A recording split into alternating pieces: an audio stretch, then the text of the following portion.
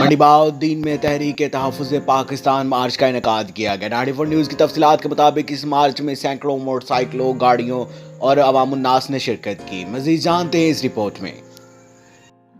طریق لبیک یا رسول اللہ صلی اللہ علیہ وآلہ وسلم و طریق لبیک اسلام کی جانب سے 14 اگست کے موقع پر تحفظ پاکستان مارچ کا انعقاد کیا گیا، جو کہ گوجرا سے شروع ہو کر منڈی بہاؤالدین پریس کلب پر اختتام پذیر ہوا۔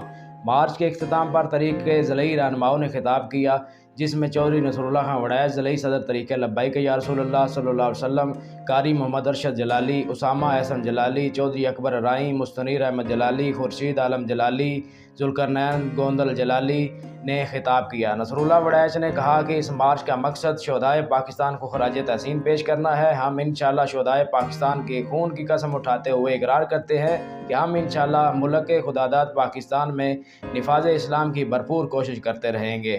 عوام کی کثیر تعداد نے شرکت کی، جس میں چودھری ذوالقرنین گوندل، عبدالسبحان جلالی، عبداللطیف جلالی، زید کھوکر، ماسٹر احسن گوندل، چودھری اکبر رائیں، زاہد بسال جلالی، قاری محمد ارشد جلالی، عبدالسبحان جلالی و دیگر نے شرکت کی۔